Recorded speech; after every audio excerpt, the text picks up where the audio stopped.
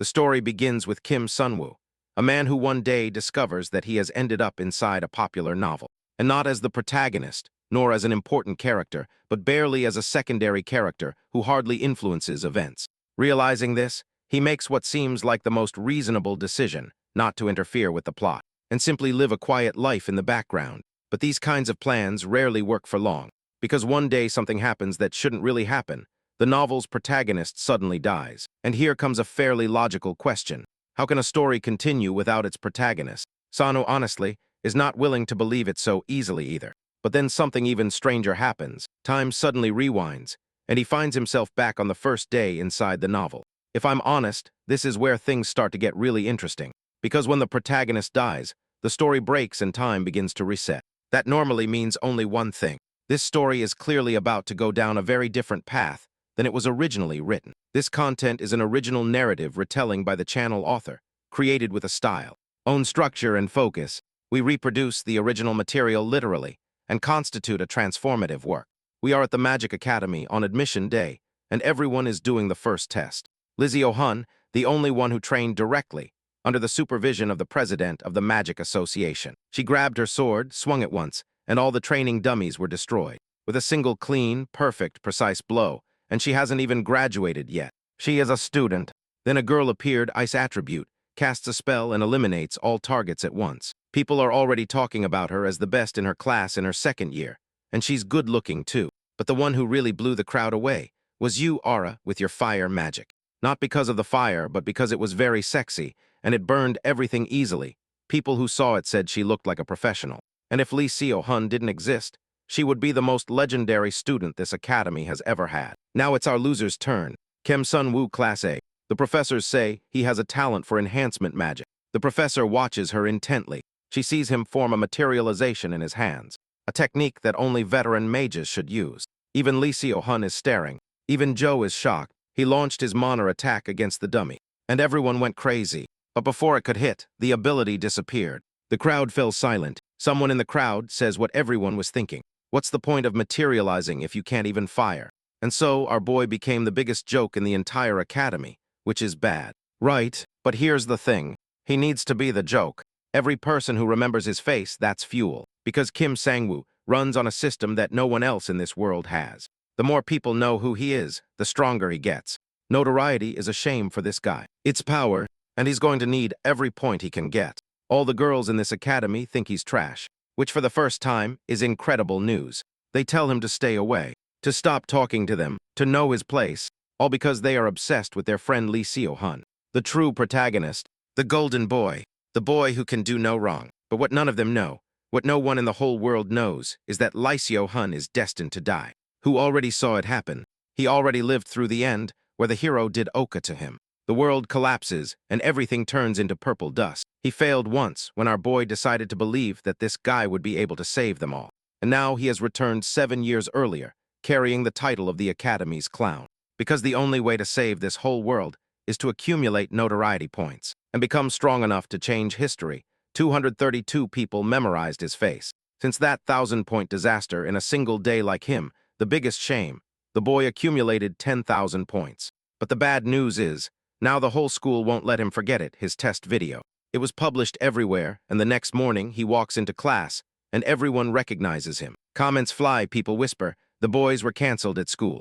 And then a blonde boy named Park and Hwan calls him, with a look of satisfaction on his face. He says yesterday was amazing, that everyone laughed a lot. He asks what happened to his mana. That asks if his family is rich, because the only way he could have entered this academy was by bribery.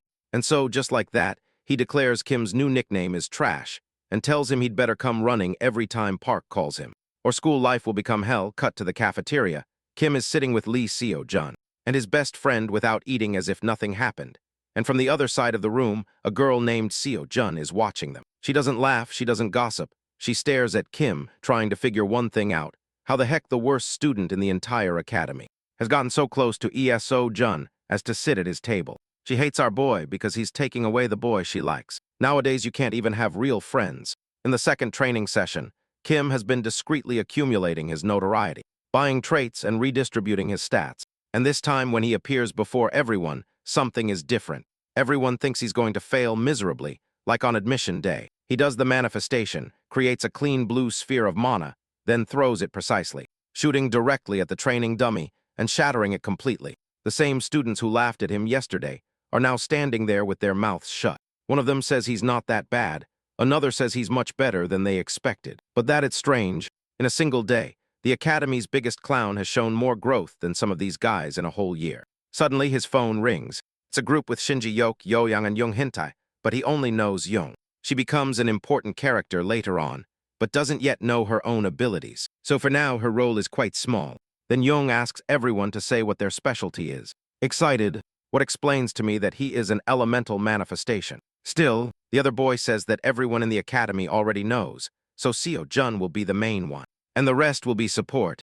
If they really want to get first place, they have to be better than the team to the finish line. Right after that, everyone goes out to the training ground, casting spells. And the professor comments that one student is focusing too much on control and failing to activate. He needs to put more power into his mana. So he does, creating a brilliant sphere of fire and launching it with all his might.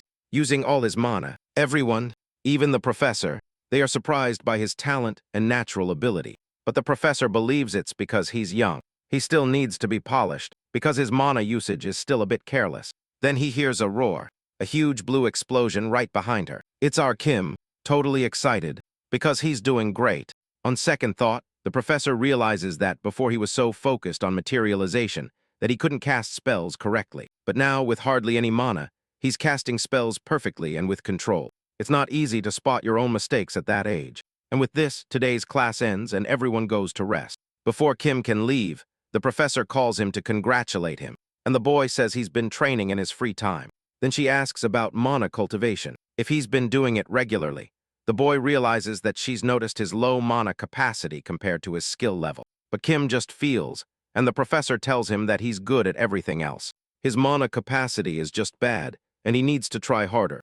Our boy says he's working hard, and the professor gives him a bracelet that helps him breathe mana to keep his condition stable. The magician feels a little uncomfortable accepting it, but the professor tells him it's okay. It's class F and not difficult to make. He thanks her, they say goodbye, and the stranger starts to walk away, looking at his new object. Leaning against the wall, Yu watches our boy intently and then calls him, but the magician asks him why on earth he wants to talk after what happened last time.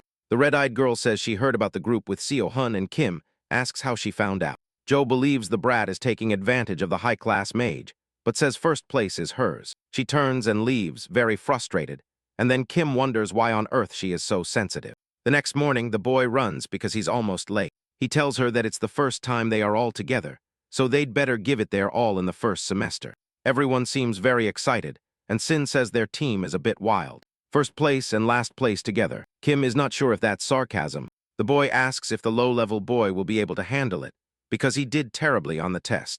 Our boy realizes they are teasing him and maintains his composure. Then Jun says it doesn't matter, because he brought him and he will take care of the little one. And Kim knows this guy is going to take advantage of the high-level mages. He too knows that Young's moment will take time to arrive, probably because she joined the group and changed the course of events in the past. Still, there's no guarantee the test will work with these members. A man raises his hand and says he will explain the dungeon exploration. There will be 2 sessions, one in the morning and one in the afternoon. On the first day, they will only explore the first floor. As for speed, the faster you are, the more points you get. And as for class balance, the lower the level of your teammates compared to yours, the more individual points you will earn. Finally, artificial dungeons have a special contribution system. The more you help your team, the more points you get. Everyone must be careful and can now enter in teams. The excitement is enormous. Sir Han returns to the camera room after seeing off the students, and everyone expected him to place his bets on the best team. But obviously, everyone bets on you as a team. Only the professor bets on Team 3, Lee's team is Seo Han. Both teams chose low-class members for extra points, but the difference between them is great. Then the professor explains that Lee's team members are unstable, and even he has limits, considering he uses boosters. That type of magic is for close-quarters combat, so it's difficult to face multiple enemies without a team. Meanwhile, Joe's team uses AoE magic, and has already reached the middle of the first floor. The professor is confident, but we'll see how it all ends. At the same time, Lee takes down a huge monster with his sword. The group continues through the dungeon. Surrounded by rats and smoke, Sin and Jun comment that their leader fights very well. They must be halfway there already, and they wonder who the boss will be. Jun is worried, because it could be something very strong. She asks Ali what he thinks will appear. He replies a giant novo. Sin asks how the heck does the boy know. The other boy just says he has his methods. But the truth is, he's been through this before. Sin thinks he's a compulsive liar, and Lee just says they don't have to believe him. Their leader tells everyone to stop arguing and hurry up. They do, but soon he tells them to stop. Joking, Sin asks if even the great Seo-jun gets scared sometimes, but the truth is, there's something on the ground. It's a blue magic circle, and he doesn't know what kind it is. Scared, Jung asks if it's dangerous, but Sin thinks they wouldn't put anything really dangerous there. Kim crouches down, and his teammate tells him to be very careful. The boy says he's just checking, and he replies that it's not dangerous for them. It's just a simple barrier. The chubby boy asks how he knows. The truth is that the boy saw this same barrier unfold in his past life. So he puts his hand into the light and nothing happens. Sin gets nervous and says he knew it too. Confused, Jun asks if they will have to turn back because they can't pass. And Jun asks if there is another way.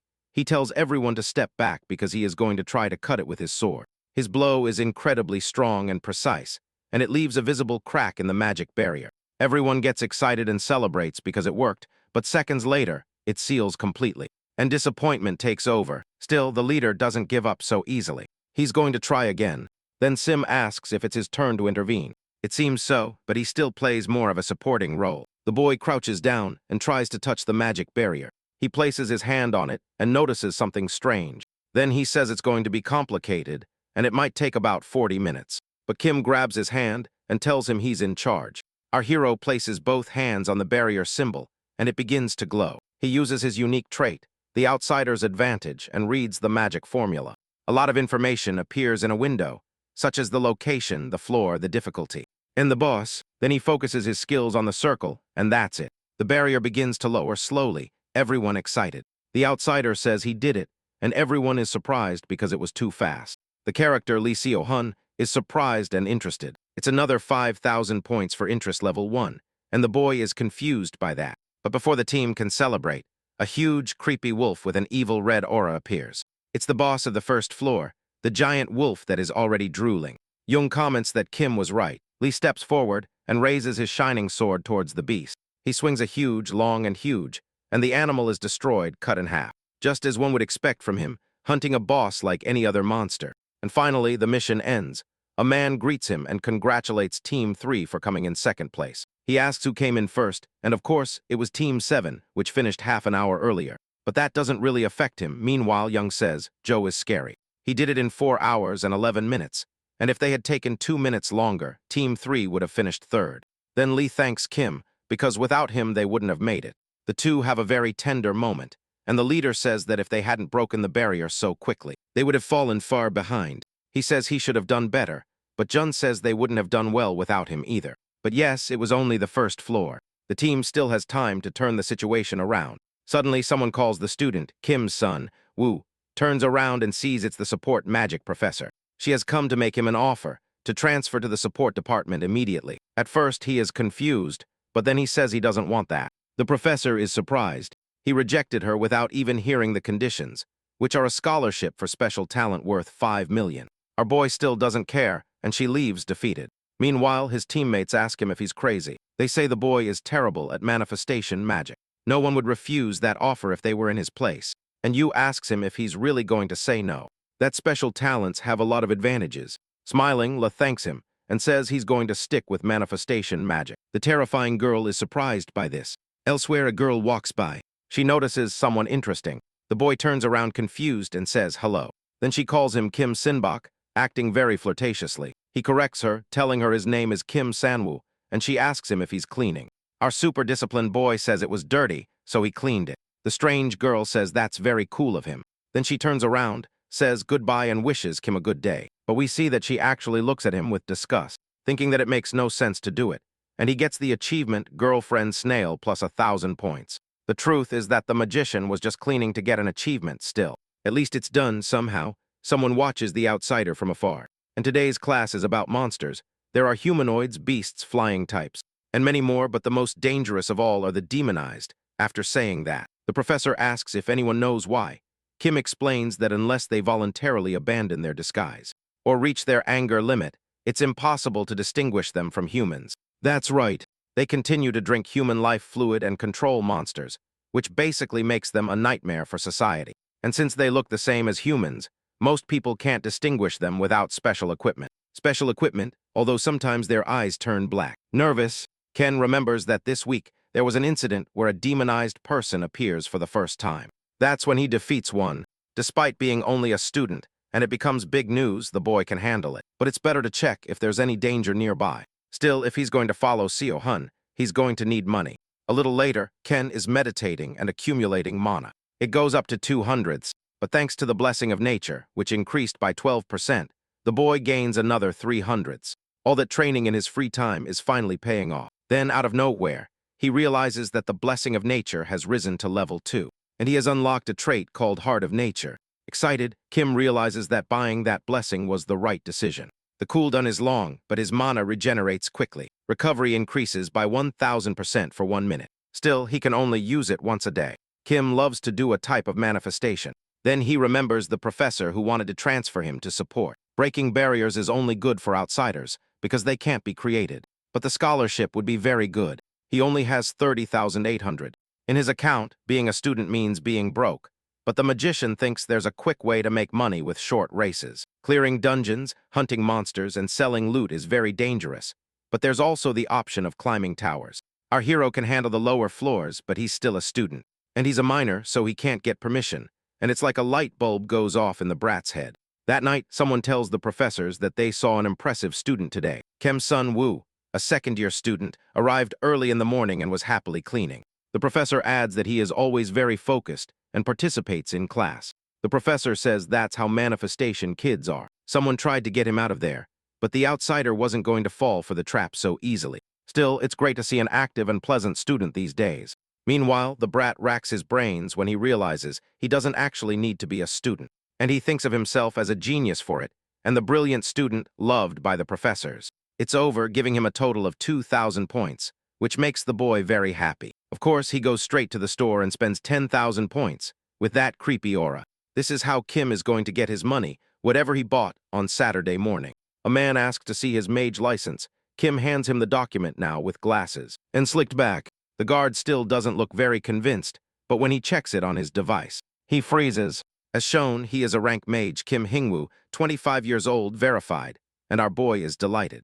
He says he knew they wouldn't catch him, but he was still quite afraid of using a false identity. The mage licenses he bought in this world are special. They have a magic formula, so they can never be faked. Besides, the disguise turned out well, concentrated. Ken thinks he will overcome the tower, and then head directly to the AM River to meet Lee at 9:30. To protect him during his fight, a creepy voice calls him by name and tells him welcome to the trial tower. The boy can go up to the 27th floor. The voice asks him which one he wants. What chooses the 10th floor for me? But it has already been cleared. Doing it again will reduce the rewards. Excited, the young man doesn't care and wants to go anyway, because his goal is different. Portals are a convenient way to move between floors and towers. There are many towers with different types of monsters or different trap difficulties. It varies from tower to tower. The trial tower, which appears in the original story, is difficult, so many people avoid it. Kim enters and immediately encounters a giant wolf. This one attacks like crazy with a demonic look. But a simple, well-cast spell by him takes care of the beast, because the monsters that appear there are weak. And Kim gets the first hunting achievement, 1,000 points. The real problem with this tower is the traps, and the high-level magic formulas scattered everywhere. Basically, it's made for someone like him. It seems there is time to clear it all, so he continues hunting meanwhile. Near the River, there are many people, and it's not even festival season. Leal's friend asks to take a picture together, to have a souvenir, and our hero is taking down all sorts of beasts. He doesn't even look tired. And he ends up finding a magic gem, which will at least pay for his transportation after inspecting the area. The outsider deduces that it's around here as soon as he finds the exact spot. He puts his hand on the wall, which glows with a golden color, and then he gets another achievement, Professional Barrier Breaker. Plus 2,000 points, he enters the trial tower, a secret floor called the Imaginary World. The tower detects him, and the mystery mana begins to ripple, of course. Our champion gets another achievement. Mystery Explorer, worth 5,000 points, who is absolutely ecstatic. A voice says something about those who climb the trial tower. It's a beautiful golden statue of a woman, who basically demands the boy prove his worth.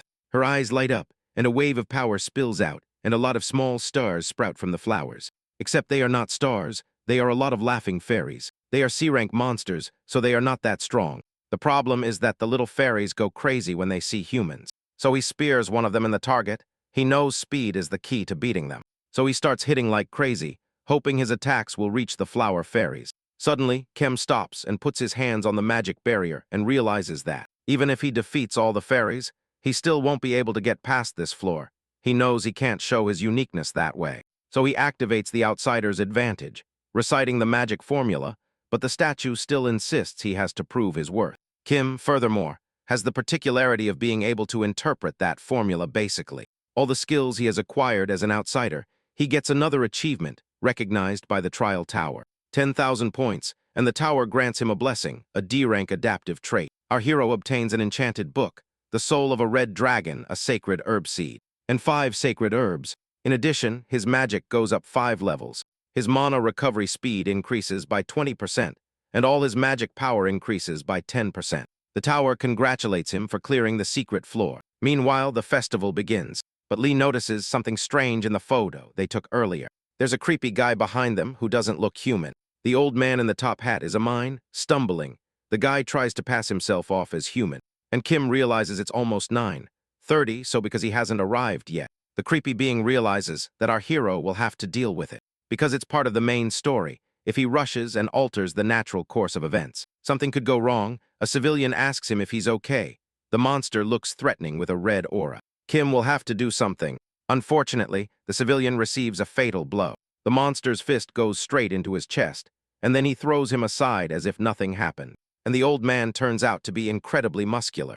Then he notices that there is a girl behind him, and that makes him turn around. Everyone starts screaming that it's a mad demon, and they should call for help. And finally, Ken realizes that he can't hesitate and prepares to attack. Saving these people is more important than sticking to the story. Then Lee and his friends show the photo to a Special Forces security agent, who confirms that it is a demon. They say he was nearby, and the man says that's a disaster, because there are many people there, and monsters get stronger the more humans they consume. Suddenly, a huge wave of mana appears, and the security guard immediately runs towards it. When he gets there, Lo wonders who that person is trying to face the beast and save the girl. The thing throws a massive attack, but the girl is saved by a table. The outsider realizes that he got too close and has to do something. The monster begins to chase the poor girl, and the hero realizes that the demon must be rank B, since facing him head-on is basically asking to be killed. So he gathers all his mana and throws it at his weak point, the nape of his neck. A medium-sized explosion occurs, and fragments of bright blue mana scatter. But the big bastard is still standing and ready to fight. Now with half his face destroyed, to make matters worse, he begins to regenerate quickly. Kim realizes he messed up, because he didn't completely destroy his brain. Now the demon is completely enraged, with a creepy purple aura around his muscular body, and he jumps directly at the mage with all his might. Our hero was saving this for later, but he has no choice. The effect of the Heart of Nature is activated. Mana recovery speed skyrockets to 1000% per minute. Kim is surrounded by mana, and knows that even if he can't finish the big guy in a minute, he can at least cause him serious damage. So he throws everything he has. The demon tries to defend himself, but ends up being hit and burned. Kim's attacks are not over yet. He still has a few seconds left. The beast tries to block, but there are too many hits at once, and the boy even dares him to try. The boy with glasses aims directly at the monster's head, and it lets out a loud scream. Maybe if he can keep it up, it will work, but unfortunately, a minute passes, and he runs out of mana. And the demon is still standing, a little shaken, but already regenerating. It is then that the Special Forces guy arrives and cuts the monster to pieces, and says the situation has been resolved successfully. He introduces himself as Agent Zhonghai Unsu from the Special Forces, and says that, thanks to the boy, it was easy to take care of him. Then he asks to see his mage license to confirm his identity and give him the reward. Zhang Si is surprised to discover that the guy is rank C, because he thought he was at least rank B. It is then that Kim realizes that Lee and Shin are watching from afar, and he gets annoyed because they only showed up now. Meanwhile, the two think they have seen this guy somewhere before. Lee approaches the boy and asks him if he knows anyone named Kim Sangwoo. The boy also mentions that this Sangwoo goes to the Magic Academy, without thinking they might be related. Our cunning hero says it's the first time he's heard that name. Jian says maybe the boy just looks normal and tells them to leave. The agent thanks the outsider. Carol is not convinced at all. Very nice. The magician says he just did what he had to do. Now Jian has to leave. Journalists and other agents will take care of the rest. Soon, Kim bows to thank him for saving his life. Right after, the system window says that he participated in the defeat of a rank B villain named Han Gan, which could be altering the original story. It says a minor change has been detected, and the reward is 5,300 points. Coincidence has increased by 0.2. Kim realizes that everything has changed because he intervened. He died the first time when he did nothing. Maybe now he can save him. If he reaches 100 coincidence points, he becomes a DUA, Sax Machina, and he will be able to get whatever he wants, maybe even return to the real world. So there is no reason to hesitate. The goal is to protect the EC, or Jun, and accumulate coincidence. He needs to intervene whenever he can. Illy also got a reward of 15 million wands for killing the demon. Dragging that trident back to the dormitory would be a hassle, so this comes in handy. He's going to rest and enjoy his money at the exclusive Ancien Hotel, the star location for mages. They are basically a global corporation, an organization with strength, power, and money, and they play a rather important role in the story. As he enters the huge hotel, the boy sees Ansejian, the vice president of the Ancien group. Someone tells him that his sister wants to go to dinner, and Kim hears the vice president say, "It's been a long time since I've seen my sister Sion." Apparently, the boy remembers a character named Ancien. Kate Radden is too flashy, which is better to sell, but the enchanted scroll might be useful later. And he will bring the herbs to the vice president's sister. But unfortunately, he will have to wait until tomorrow. And in the morning, a woman on TV says that a certain person has received a lot of attention after clearing the secret floor of the trial tower. A rank mage surprised everyone by defeating a furious demon in the river. Just after the trial, this hero is King Jing Wu, and they announce that they are reviewing his rank for a possible promotion. Meanwhile, people talk about him so much that he earns the achievement of Little Hero. 2 million civilians are grateful to him. Excited, Ken says he got 21,000 points just for a newspaper article, but now his identity is revealed. Maybe it's time to go see an senator. People on the street are talking about him, and the boy loves being famous, but then he sees someone serious. The swordsman of the Ancien family, an S-rank mage named Hang Sohai. Scared and intimidated, he didn't expect to see an S-rank mage walking around calmly. But then the receptionist recognizes Kim. He says his name and asks to sell the medicinal herbs he obtained from the tower directly to the director.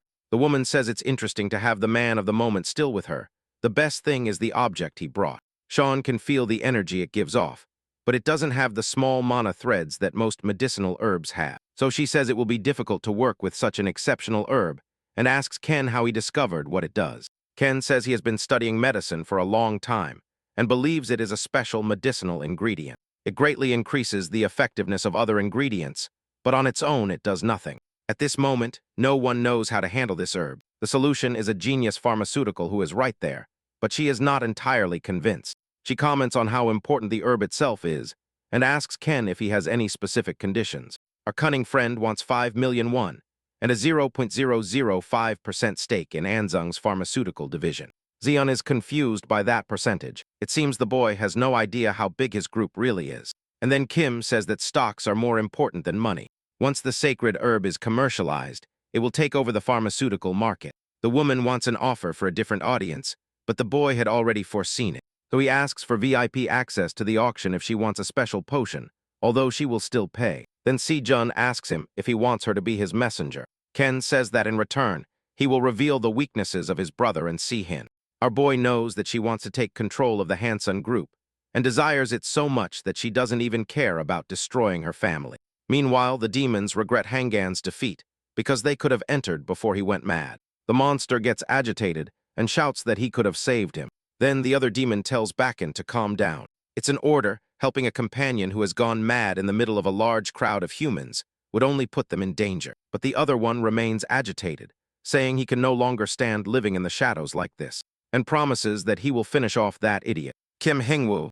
Then the other demon asks him if he's sure, because this guy is close to their client, and Bak has no idea who this person is. There are monsters out there who kill their own family with a smile on their face, smiling, and with two faces. Seiyan says she hasn't seen her brother in a long time. Shortly after, Sejin asks if the company is doing well, but his sister says the work is hard, and that dealing with people is exhausting. She is exhausted, and her brother comments that their father was hasty in giving her the company when she was so young.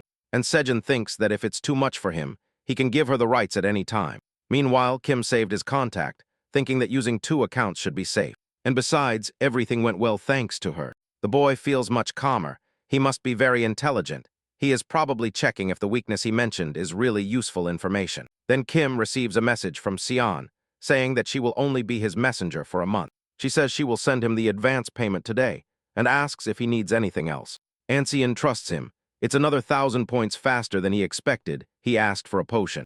And an entrance to the underground arena. She says she'll let him know when it's ready. But he is worried about the demons, because he knows the story has a revenge plot.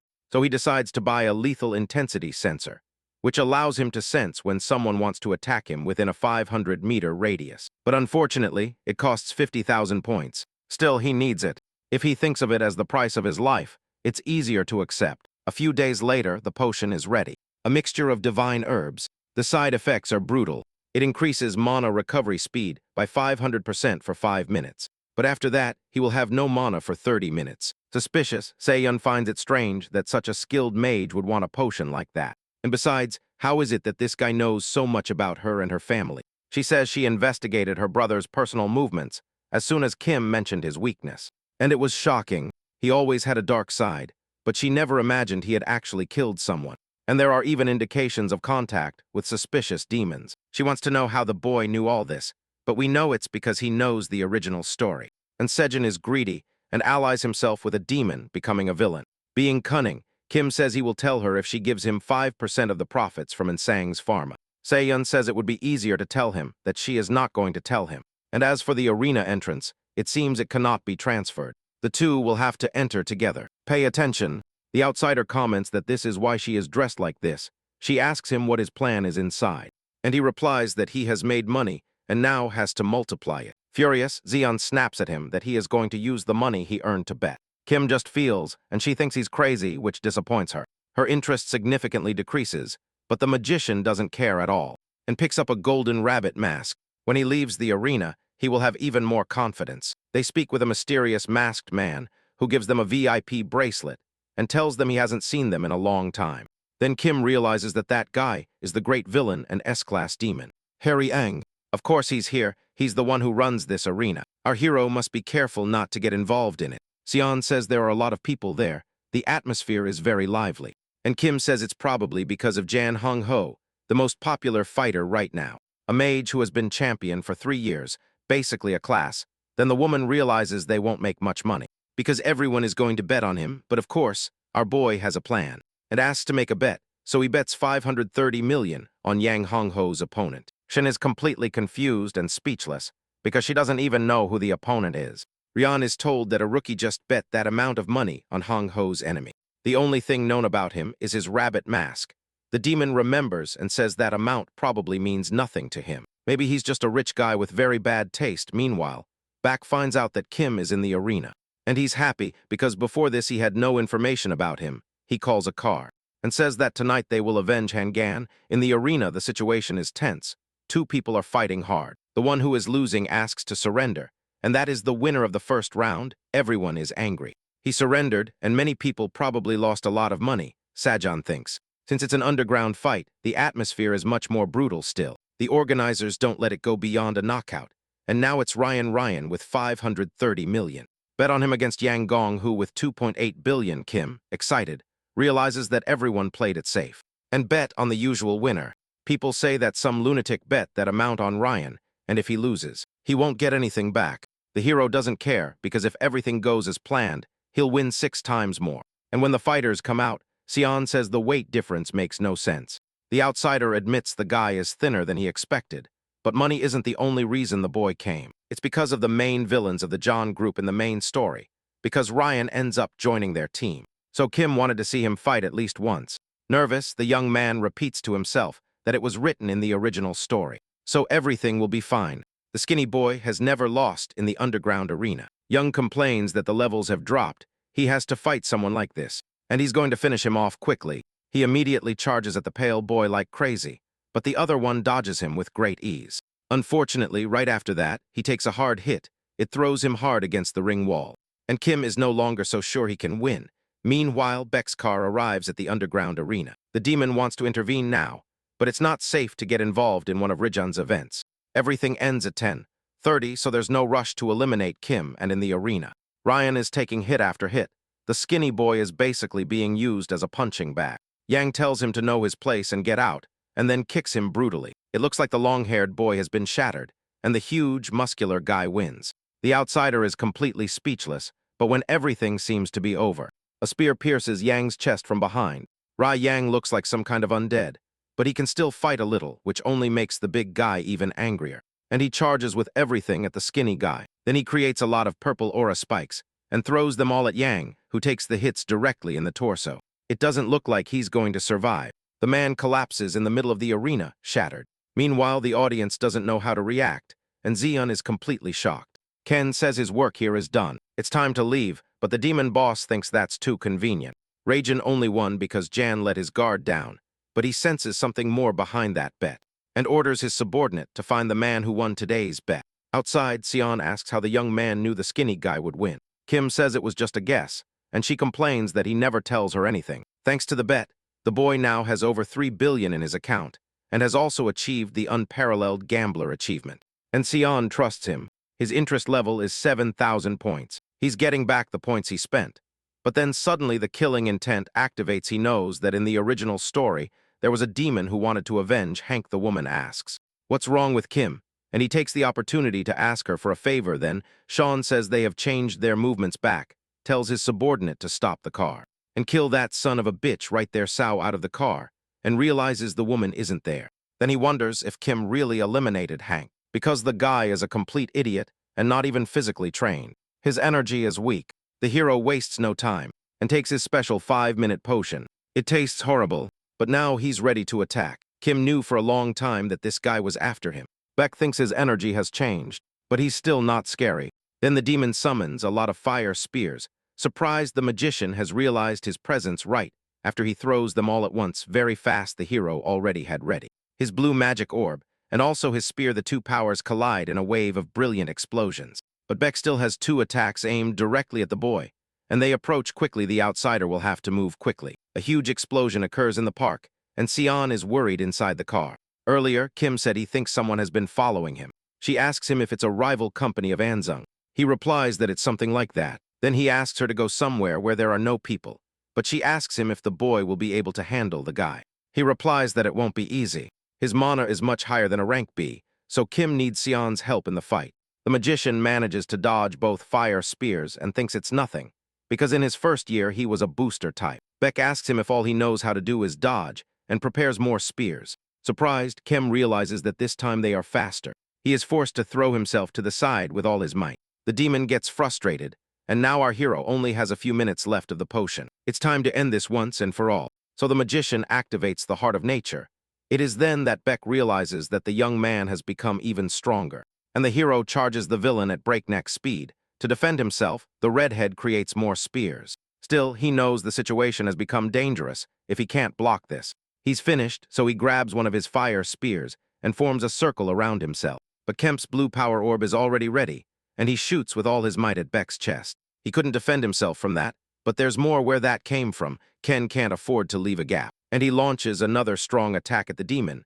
The villain tries to block it with his hands, but it still doesn't seem to work. That means Kim can't hit him directly in the head. So he thinks for a second, and decides to go for the bottom and hit him with pressure just below the chin. The hero grabs him by the neck, squeezing hard, trying to finish quickly. Unfortunately, the 30-minute exhaustion affects him. The outsider couldn't finish the job, but he sees that he is seriously injured, and of course, he won't give up. He has already made another fire spear. This time he is sure he will end our boy's life. Suddenly, a back attack hits the damned demon. Who did it was the great Hang So High, who mentally thanks him for finally helping him. The S-rank swordsman finished off Beck, who was ranked with a single precise blow. Happy, the young man knows that the swordsman demon is one of the strongest characters in the original story. Hang is disgusted because the animal thought of laying his hand on the youngest daughter of the Ancien family. And speaking of her, here is Seiyan. She asks him if he's okay, and he replies that he hasn't been hurt. What a shame. Dragging things out until she asked for help worked. The girl says that, of course, because her life was also in danger. So she called the strongest guy she could find. The villain Beck, rank B, was defeated. A minor change occurred in the story, and coincidence increased by 0.6. Sion trusts him again. That's another 1,000 points. Obviously, the boy is very happy about it. Han asks the girl if he should tell the president, because a demon attack is no small matter. but Kim asks her not to. If people find out that someone from Han Sung has been attacked by one of them, total chaos will ensue. Kim knows he can't alter the original story too much, and Sean agrees that it could complicate things further. So for now, it's a secret. Her uncle simply agrees. 3 days later, our boy is lying down with his phone thinking about something. As a thank you for saving her from Beck, the girl told him she would give him the information he asked for. So when the potion without Ciancho finally goes on the market, Ken decides to invest all his money in the company's shares. Only 1 minute left, and the market finally opens. Before going back in time, he had spent his whole life cleaning dungeons, and still couldn't afford a house. It was impossible. Ken never thought it would be so easy. Now honestly, it's a bit strange.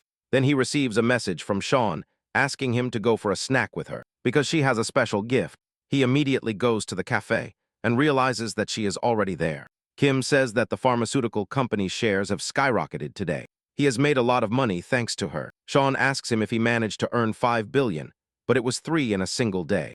All thanks to the director. Still, Naomi wants to know what about the gift. She explains that she has found out who the demon was that attacked them, and shows him a picture of the guy calling him Backgang, a famous assassin who pretended to be human. And what's worse, he worked with her older brother, Aunt's Jean. Kim knew the guy dealt with demons, but not this particular one. He says it's good information, but he doesn't understand how that's a gift. But the real gift is something else. She wants to continue with this mutual help. Sejun hands him a small box and tells him she's going to be very busy, so she wanted to see him today. Kim asks her if something is wrong. The director says that now that she knows Sejun is related to Baek, it's obvious who ordered that attack, and she hates being indebted to people, whether for favors or grudges. Kim realizes that Sejun, thinking that Sejun is behind Baek, is mistaken, but Sejun is still a bad guy, sooner or later. He will also get in his way. Using Kim to take down the vice president seems like a solid plan. Suddenly, she calls him and tells him she hopes he likes the gift. She chose it herself. He thanks her and smiles happily. It's a mana bracelet, very strong and durable. A connection is successfully established, which means another 1,200 points. But something strange happens right after Rayon becomes curious about Kim. Another 1,500 points. A man named Chin Ai bows to the demon. It's been 10 years since they last saw each other. The man asks Rayon if he has heard of Kim Hing-woo. There's something he wants to ask him. He's probably heard that his friends Han and Baek were defeated recently, and that both incidents are related to a human mage, right before Baek's gang died. He was chasing a boy who visited this arena. He asks Rayon again if he has heard of Kim Hing-woo, and Rayon knows it's the VIP who bet on Ryan. Jin asks for mercy, any information about the boy, and he will offer the bastard's life as tribute to his comrades. The villain says that if he's thinking of laying a hand on his client, he'd better be prepared for the consequences. The man bows and apologizes again and again, saying he won't do anything, and Rian tells him to send the message to the Demon Council. Jin says that in the sacred relic at the Prophet's altar, a new prophecy has arrived. The child with the destiny to destroy demons must awaken his power at 18, and the Demon King will die soon. Rayon believes the king is about to put on another show, and asks if there is more information. Jin explains that, according to the Prophet's altar, the child turning 18 this year is at the Magic Academy. So our hero decides to relax a little about Kim Hing-woo. It's not time to get involved with Rai Yang. There are more important things to focus on right now. He looks at the scroll, which creates a barrier that blocks a single spell. It can be used once every 12 hours. The midterm exams will begin soon. Students have to demonstrate their skills to a panel of officials. This event is crucial for Lee's career. A child born with the power to annihilate demons is destined to become the protagonist's ally, who will try to kill them before they fully develop. Demons invade the school at 4 p.m., but Lee Seo-hun annihilates them completely. At least that's how it happens in the original story, even if it's not a large-scale event. This episode is full of important foreshadowing. He has to keep an eye on the child of prophecy, not just Lee. Someone on stage says that in addition to next week's program, there is one more announcement. The students are exhausted and complain a lot. Then the man says that fighting is training, and training is fighting. And so what? To prepare, all second-year students will participate in combat sessions over the next few days. If they can't find a partner today, they are free to observe or practice on their own. Meanwhile, Joe is absolutely furious with Lee, and the outsider realizes that the two are about to team up, just as it happens in the original story. But he didn't expect anyone to want to team up with the poor boy, even though he had shown his talent in theory and in breaking the barrier. No one wants to be stuck with the worst student in school. But none of that really matters, because the hero has already decided who his partner will be. Wally is giving it his all in training, then he narrowly dodges an attack. He was almost eliminated right there. Joe asks him if that's all the great mage has to offer. And if so, first place is hers, so he tells the girl not to rush. Because he hasn't even finished warming up. Meanwhile, elsewhere, Jun is watching the fight. She sees Lee's or Jun and Joe or Raf fighting against Class 1 and Class 2. And comparing herself to two geniuses only makes her feel pathetic. Then two random people start talking about fighting Jun, since she's from Class 82. The poor girl hears them say that she's good in theory, but terrible in practice.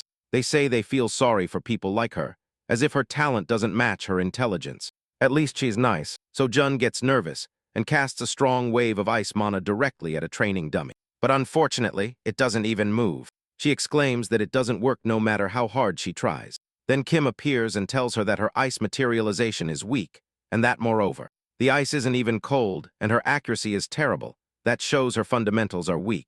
He thinks about it and realizes he's partly responsible for this, originally. Thanks to Lee's advice in the dungeon, Jun should have reached Class 6 by now. But because he interfered, she lost her chance and her growth stalled. Then Kim tells her that maybe she's confused now, but if they stick together. He promises her he'll help her. He needs to help her grow, but she just points at him and tells him that he's one of those who just want to destroy her confidence. So she'll listen to him because he can't back it up with skills. And Kim's answer is simple. Maybe she's throwing a tantrum because she can't refute anything he's said. So Jun leaves saying she thought he was a decent guy, but she was wrong. Our hero realizes he's gone too far and apologizes. Then the girl decides to settle it in a fight and see how impressive the worst in school really is. Excited, the outsider realizes she's taken the bait and accepts the duel. Jun casts an ice spell just behind our boy and warns him. It has begun.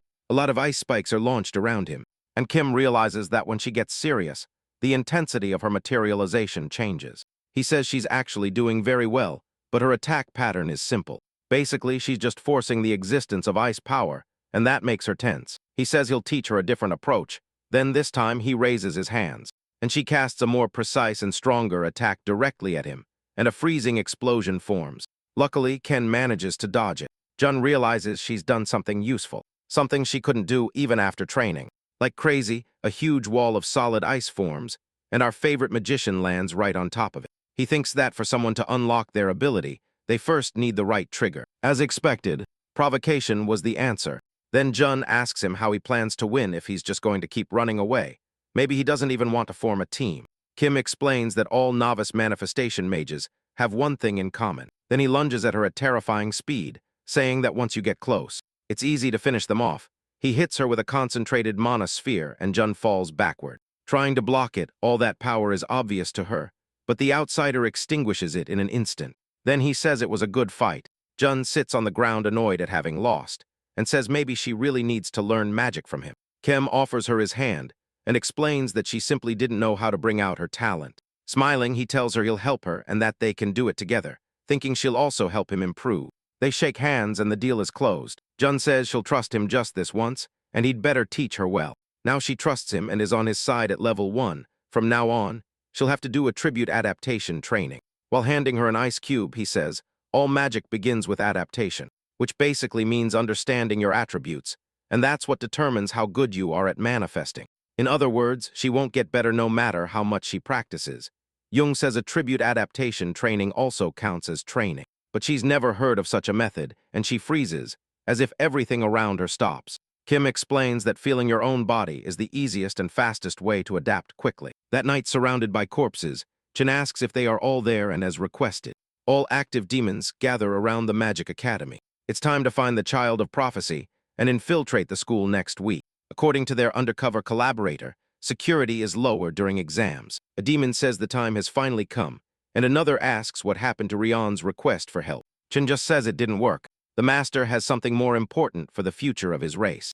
The woman says it's impossible to get rid of the child with only 4 B-class demons, but the other says they don't need help to get rid of a single child, and she retorts that low security alone is not enough. On exam day, scouts from all guilds will be at the school. Do you really think they can handle all of them? Chin says that's another story. If they kidnap anyone who gets in their way, the boss will create a huge demonic barrier. He tells everyone to go crazy because he will be there. The child must die. Back to Jun's training. Kim explains first comes the attribute, then the form, memorize the sensation in your body. And imagine ice. The girl manages to make a perfect snowflake, and then turns it into a powerful ice spear. Excited, she says she finally managed to make the spear with her own power. The outsider realizes how much she has improved in just a few days. Jun Young trusts him. That's another 1,500 points, and she says she'll do whatever he tells her. The boy thinks that might be too much, but the girl asks for more ice, and Kim knows he has to hurdle. But holding on a little longer will make her grow, and then become Lee Seo-hoon's partner.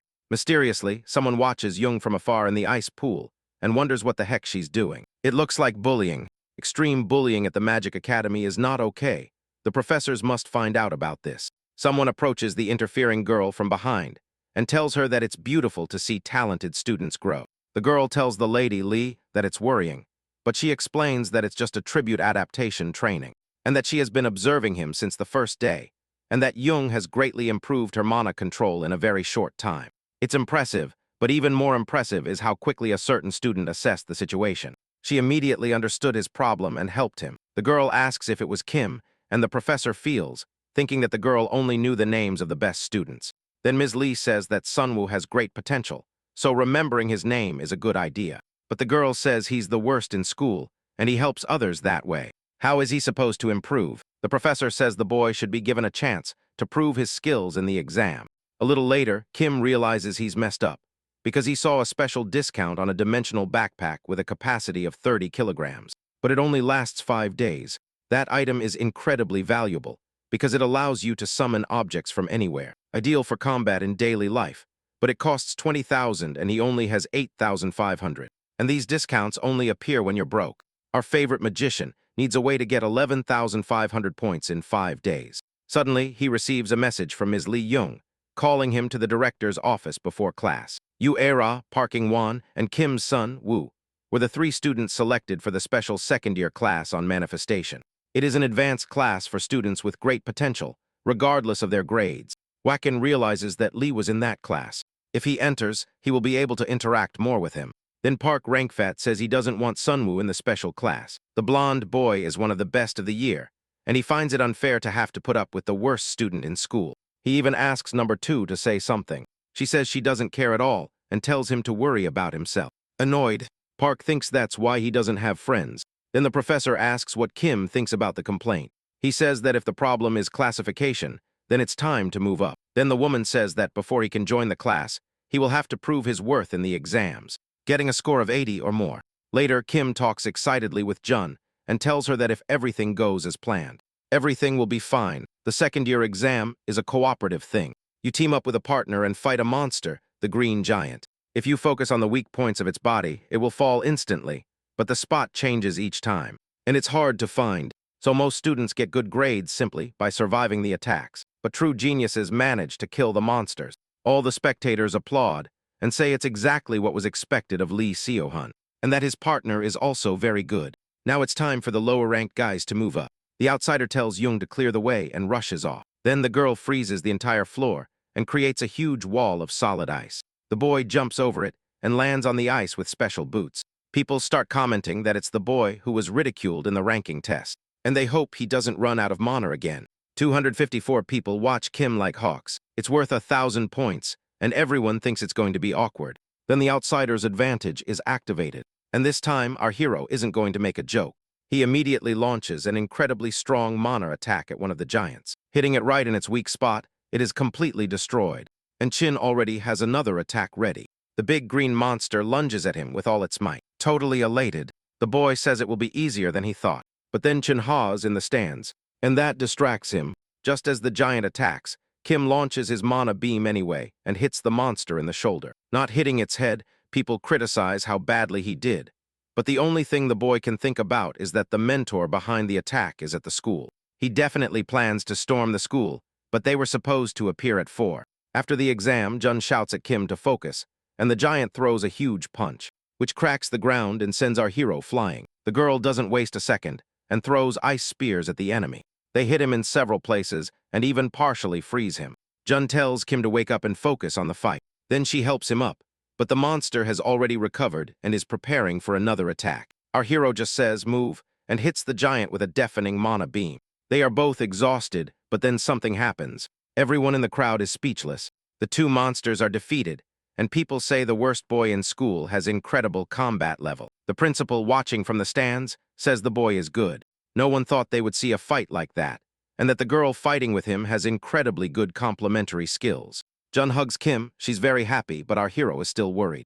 582 people have memorized his face. That's 3,000 points, plus 2,000 points for the rank B achievement, and suddenly, he starts earning more points and achievements, but he doesn't even care, because the original story timeline no longer fits. Maybe what he's doing is changing the course of events, so the ending where he saves the school might also change. They came in second place, which makes Jun realize that Kim is not okay. He's sweating, he ignores it, and says he just needs to rest a bit. She should go to the training ground, because there are things they need to talk about. Jung thinks she messed up during the exam, but he tells her that's not it. He tells her she's been perfect, and she thanks him. They say goodbye, and she tells him that if he's too tired, he can skip this training. Kim knows that if the timeline is altered, he needs to check how many events are different from the originals. If the plot follows its course, Lee should be around by now. And there he is. In the middle of the crowd, people are offering the talented boy a place in their guild. Everyone wants him and is desperate to have him on their side. Caro tells him that he is only 18 years old and cannot join a guild yet. Still, they are basically shoving business cards in the poor boy's face. People even stop what they're doing just to watch his exam. Then someone distracts the student for a second. It's Kim who calls him and tells him that Sir Han and Chill want to talk to him about his grades. People comment that the worst boy in school has done well. His growth curve looks promising. Lee runs off saying he can't keep his professor waiting. Later, they will be informed of the offers. The boys are disappointed and say they almost had him. Then Agent San says Lee's fight was very good, and the leader of the special forces. Kim Deok keeps saying it wasn't that bad. The scar-faced boy says his skills are at the level of the strongest mage. Since he is the president, the disciple of Kim Hing chills, but the leader believes the boy has no real combat experience, and Jiun says the guy is already thinking about hiring him. Deok asks why the boy bothers him so much. The other says it's because he regrets not being able to talk during the fight with the demon in the Han River, and that if he had been the one to fight there, he would have gained real combat experience. Then he asks what the leader thought of Kim. He replies that Kim's combat sense was insane. It's hard to believe the boy is the worst. It was more than instinct. He quickly found the target's weak point. That's something you only get with a lot of experience. Jun laughs and asks in what world an 18-year-old could gain that kind of experience. But on the other hand, that friend Lee mentioned that the one who looked like the mage Kim Hingwoo was actually Kim's son. Woo! It's strange to think that someone so young can use compressed materialization. The leader makes a mental note to remember his name. Meanwhile, Lee, with his arm around our hero's shoulder, thanks him for getting him out of there. But he asks him why he came to such a crowded place. And Kim replies that it's good to get a look at the exam they'll be taking next year. Yellow Eyes admits he doesn't want to find himself surrounded by those annoying guys again. But the other assures him that they are in a different area. Then he asks why Lee doesn't want to remain the number one in the school. He seems unwilling to answer, so he just says they should observe in silence so they don't get discovered. And Kim thinks about the demonic attack that begins in the third-year exam arena, where it's easier to make contact with the infiltrator. He doesn't know exactly when it will start, but he needs to keep Li Jai and find Chio Ne on his own. It's the easiest and fastest way to protect the child of prophecy. So he asks the boy if anything happened after the exam. He says it's normal for people to want to hire him. It happens all the time. It's okay. The outsider realizes that the original plot is still on course. It's a relief. And then finally, the duel begins. Outside, someone says the contractors have entered the third-year exam arena. Just as the infiltrator said, Chung asks how the rest of the plan is going. There are monsters hidden everywhere, summoning circles in every corner of the school. But since Jin Sen is likely to be scared of seeing a human, he has hidden him somewhere. He won't run into anyone. The demon praises Jan Haeyun, and she says it's thanks to his help. Now it's finally time to start. The house of the child of prophecy. It starts in the duel. A girl surrenders, and the winner is Kim Chang Hayoung. Totally excited, Lee thinks this is amazing. He copies Chang's manifestation magic. And Park Minnie's moves were super disciplined. Meanwhile, our hero focuses on scanning the crowd, trying to find Chun Ae, and Lee notices and asks what's wrong. Ken says he's just checking if there's anyone around who wants to hire him. Yellow Eye says our boy has grown a lot compared to last semester. Everyone who saw his first exam was impressed, and asks him what kind of training he's been doing. But the outsider realizes something terrifying. Everything turns purple. It's the demonic barrier. Confused, he thinks this didn't happen in his past life. The students panic and start calling the professors. No one understands what it is, and they think there's been an accident. A suitcase that was placed in a specific location is full of magic stones. They all explode at once with enormous force.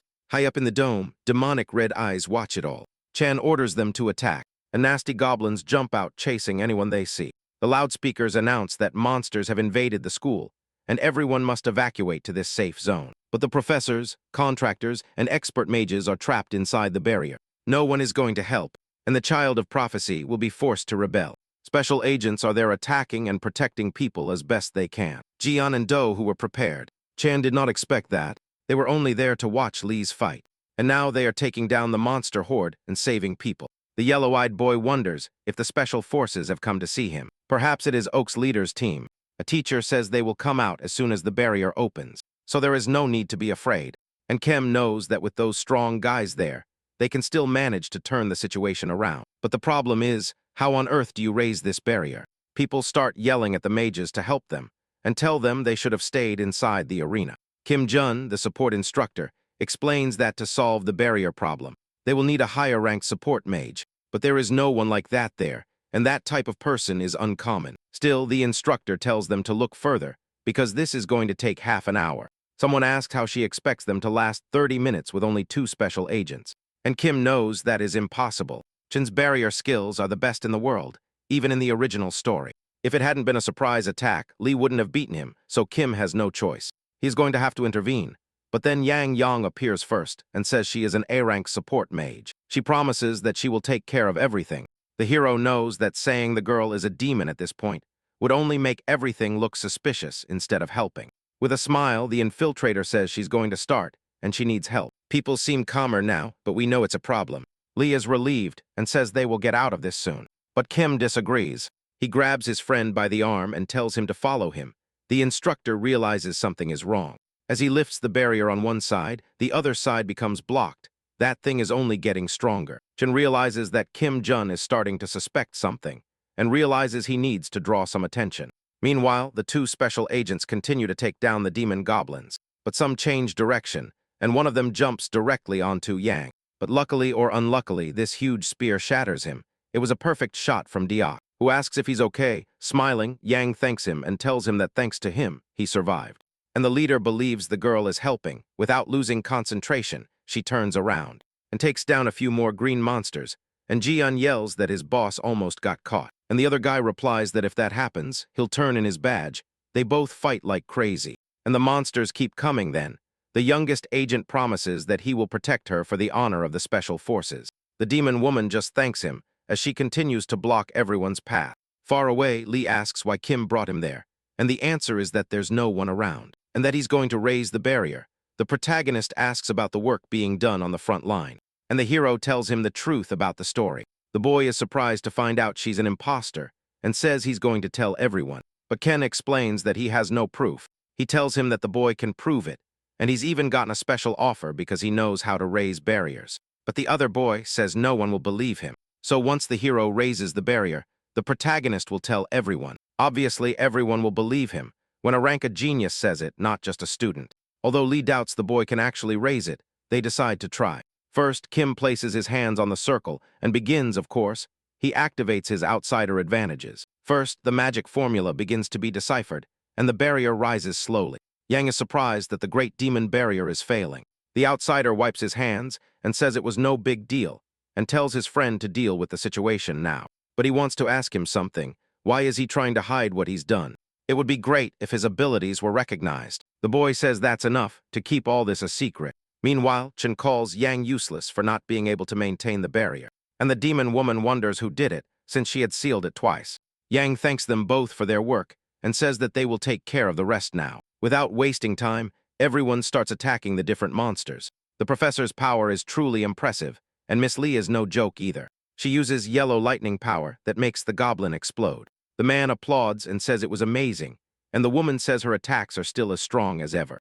Jian also thanks them, because with their help, the area was cleared quickly. But Diak knows that whoever is behind this must be hiding somewhere, so they must look for him first.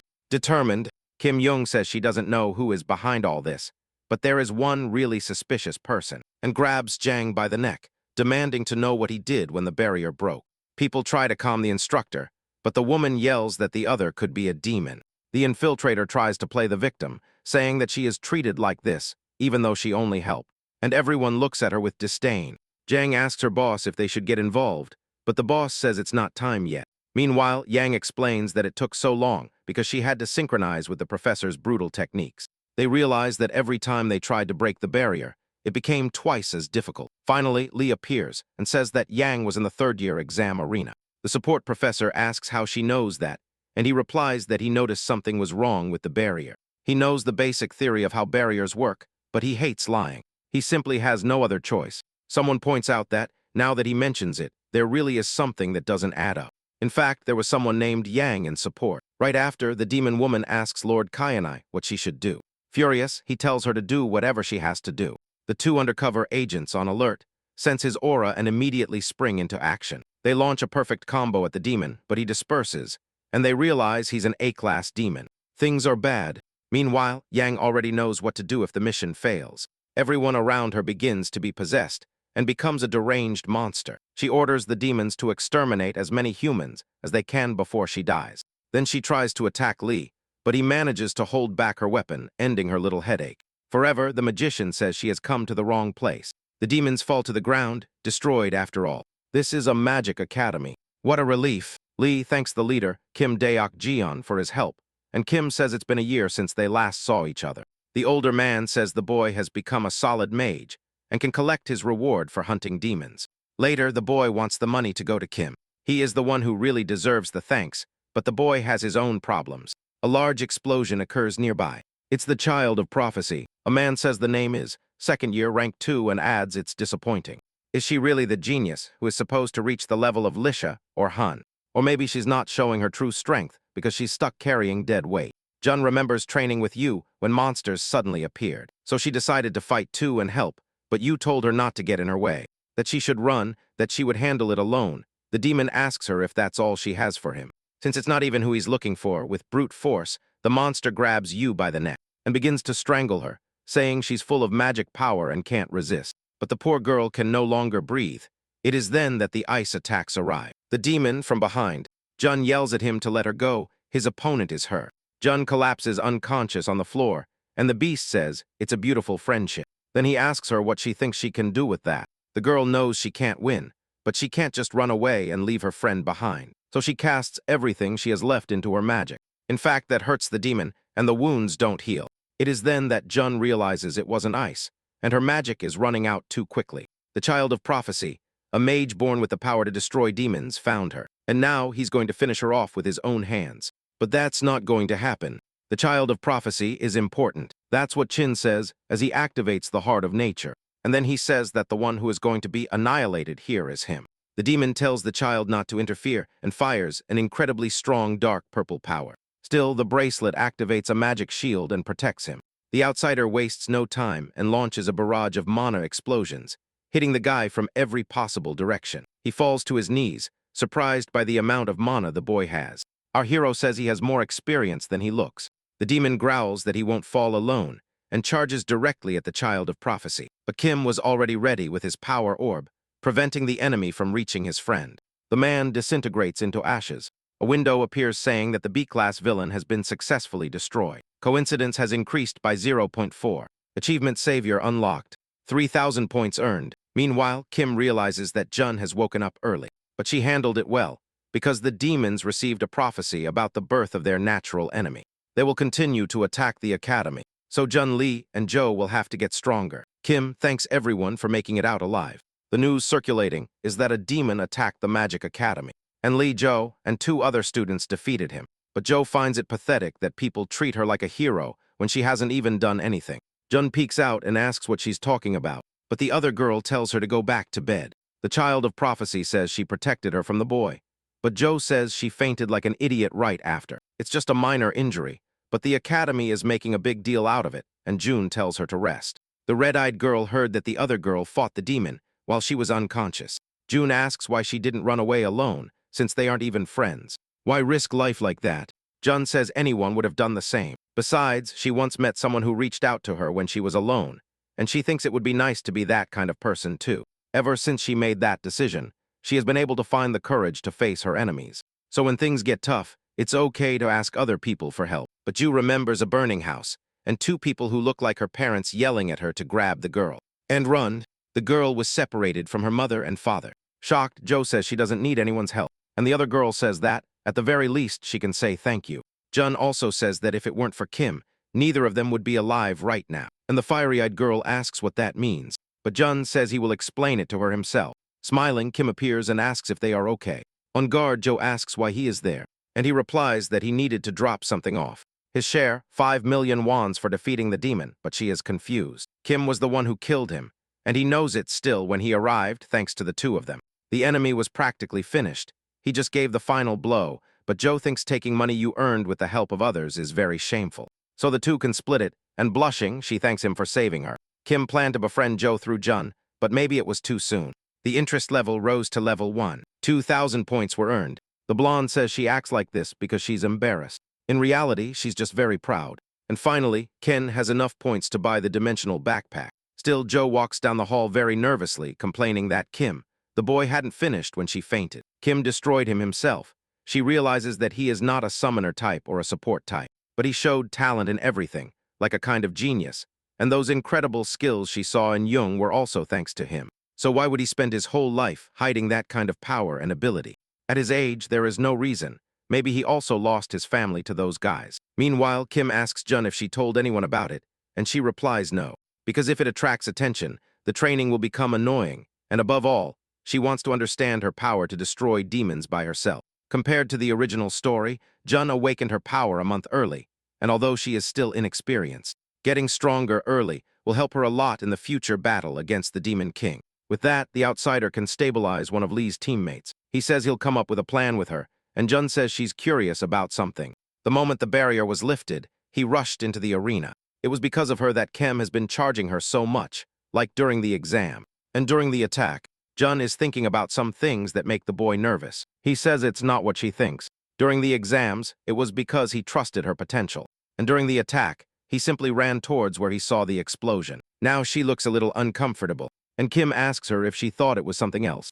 Embarrassed, Jun says it was just a joke, and that the boy thought she would go there because she's innocent. But the hero must be where he belongs, so he's going to make a plan. Then the girl says that, due to the misunderstanding, she will give him 7.5 million wons. It's to pay for private lessons. Since they will always be together now, the boy says he will teach her well. And he realizes that these boys have no idea of the real value of money, so they will start tomorrow. But then our hero receives a notification on his phone. Someone has deposited 15 million wons, and he wonders why everyone is so desperate to give him money. And all that money comes from Lee once the exams are over. Kim managed to meet the conditions that Professor Lee asked for. Lee E-young is in 72nd place, and he never imagined he would end up in the special talent class. First in the third year is Kim San-jun. Fourth place is Park Min-ji, and first place in the first year is Choi Seo-jun right next to him. Is the second-ranked Jeon-min. Kai-jo looks at the boy as if he were an enemy. Still, Kim knows that being there will make it easier for him to intervene in important events in the future. Suddenly, Park Eun appears and says that just because Kim delivered the final blow to the demon, he thinks he can sit with them. But the hero met the necessary requirements. No one can interfere. Even though the blonde boy says he can drag him out, that's when he yells at him and says that's enough. Park asks if the boy knows how much the special class's average has dropped because of this kid. His score was over 22 seconds. Joe intervenes and says that, apart from the test at the beginning of the semester, who is better than Park? So Park should shut up because he's the one lowering the average. The idiot says he didn't know the girl was interested in that idiot, but he doesn't listen and charges to throw a big punch in our boy's face. Ken reacts quickly and grabs his wrist, saying he doesn't think Park can do it. Meanwhile, Park can only feel how strong Kim's grip is. Then the blonde boy insults Kim's mother, charging his hand with force. But something falls right on the bully's head, and right after, a kick hits him in the side and sends him tumbling down the stairs. People start wondering if Park is still alive. Ken thanks them for their help and realizes that it is exactly as in the plot.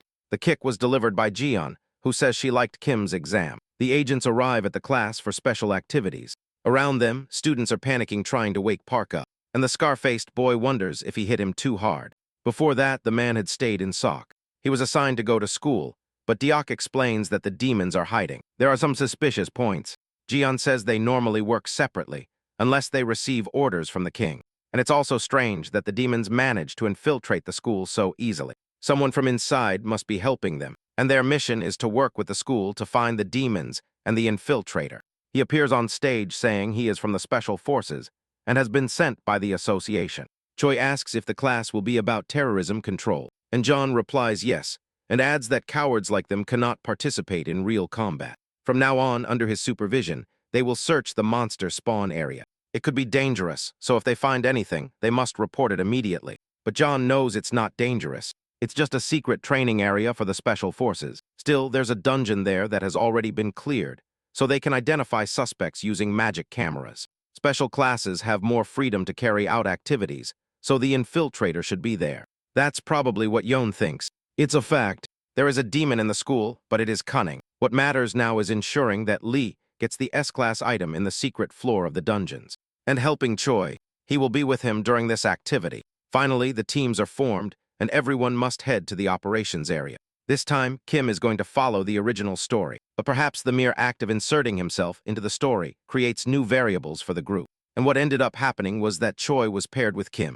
She thinks the boy is disappointed to have been paired with her in the group. Anyone would do anything to be with her, but he doesn't seem happy with someone of her level. Not even so it is Kim who is upset with her, and not the other way around. He tells them to start moving. A student says he also wanted a quiet date with a pretty girl.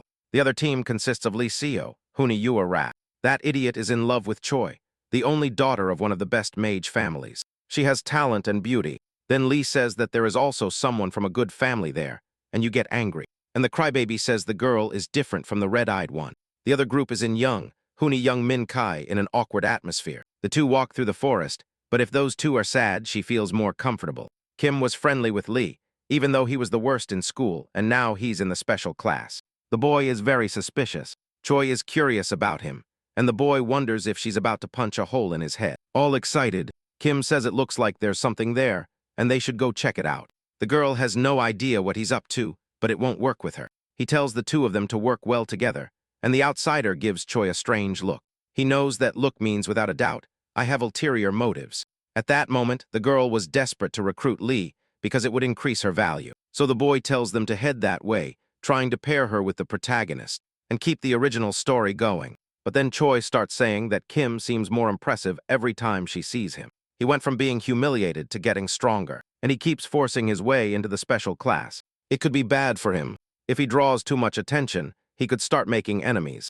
Family, talent, appearance. Everyone says Choi has it all, but there's something hidden beneath the effort, and the obsession with meeting her family's standards that complete that perfect image. She is kind to everyone, but only to keep people close and increase her own value. That false perfection was a lonely survival method, learned on her own in high society. Confused, Kim asks what she means by enemies, and Choi brings up what happened that day. No one said it out loud, but besides Park, there are probably others who are not happy with his admission. And he says he doesn't care because he has a goal in life that he wants to achieve in the special class immediately. Choi remembers that her father told her that he had planned her entire life. She just has to follow him. And she does, nodding. She says she understands why the teachers like him. But what could he gain by joining that class? It is then that Kim feels a killing intent right next to him. He pushes Choi aside and instantly attacks with mana. They are shot with a fire spear. It's an ambush. Our hero asks if he still hasn't come to his senses. Park tells him he's giving him one last chance. If he values his life, he should keep a low profile at the academy. Kim asks what if he refuses. Furious, the blonde yells that he will destroy him and casts his spell with true intent. Hidden magic, the cameras are recording everything. Elsewhere, Jaeho has his power ready, and the partner squad finds themselves in a difficult situation. This is Beek and Jin, a special forces mage, who doubts that there is a demon infiltrated among them. Jaehoon asks what's going on, and she replies that they are just kids playing with training monsters. He tells her to report it. If anything suspicious happens, Beck sees Park and Ken fighting. Our hero realizes that the blonde casts spells very quickly. After all, he holds the 5th position. After all, but if he waits too long, he could ruin the plan. Choi begins to cast a powerful spell, gathering mana, and yells at them to take their fight to training. She says this is embarrassing for the academy and Park needs to overcome his inferiority complex. That only enrages the blonde even more, because in her mind, everyone is on that bastard's side, and shatters the ground. Seeing all this, Bak realizes that one of his magic circles has been destroyed. Jian gets up and says they promised no students would get hurt. She yells at him that he's going to ruin the whole operation over a childish fight, and he tells her to keep watching and call him if anything happens. The students involved are Park and Kim, who have already caused problems before. as well as Choi from a prominent mage family. Meanwhile, Choi is raising a magic wall to try to contain the situation. The blonde brat yells that Kim should have stayed a clown. Who does that kid think he is to try to reach his level? Then he throws a fire attack. The girl can no longer hold back, and of course, someone is lurking nearby. Kim casts a shield spell that blocks the attacks, and says he'll take care of the guy. Before returning, he gave what Park did to people in the shadows. Since Park was basically an extra, he thought it wouldn't affect the story, but that idiot only appears at the beginning, and then he doesn't matter at all, so Kim uses the heart of nature and shoots a bunch of mana beams. Surprised, Park tries to dodge them. The outsider says if Park has a problem with him, he should face him one-on-one without involving anyone else in his pathetic. Grabbing the blonde by the head, Kim hits his head against the ground. It's crazy, honestly. The guy survived. He is now terrified. Ken asks for a reason to spare his life with a mana sphere in hand. On his knees, Park lets out that he was wrong and that he won't bother him again. Choi thinks it's a completely unnecessary waste of mana, but it's obvious Kim wouldn't hurt him. So he grabs him by the hair and tells him to get as far away as possible, because if he sees him again, it will end badly. And Park agrees. He just begs them, pathetically, to keep this fight a secret. The outsider yells at him to get out of there, smiling. The young man is relieved that he took the bait. It is then that Beck sees the student running out of the training area. Yo confirms and unsheathes his shining sword. From now on, he will have the full attention of the special forces. Park runs like crazy, thinking it's King attacking him, but then realizes it's an older guy chasing him. Back there, Kim thinks that should be enough to attract attention and not alter the story too much. After that, Choi puts a finger on his neck to cast a spell. The boy complains that it's freezing, and she replies that it looked like he was overheating, and points out that he just beat Park, who is 5th, while he is 72nd. They really need to review the ranking system. Our humble hero says he would never have one if the blonde boy had wanted to destroy him. But he still feels bad because Choi probably wants to be with Lee. She just thanks him, and her interest level rises to 1. She says he didn't make a very good impression on her at the beginning of the semester, because he seemed desperate for attention, since he had no skills. But now he seems like a completely different person. So Kim asks her what she is now. Then Choi says it's fun. And the boy remembers the clown's talent. She says they've rested enough and should get going. But Kim is still tired. She says they need to find something that will really give them results. At that moment, something jumps on her. It's a huge, ugly snake, and Choi lets out a piercing scream upon seeing it. Without wasting a second, Kim already has an orb in his hand, wondering if it's a training monster. But the attack that hits the snake is clean and bright. Choi smiles and looks to the side. Just as the outsider expected, the boy appears.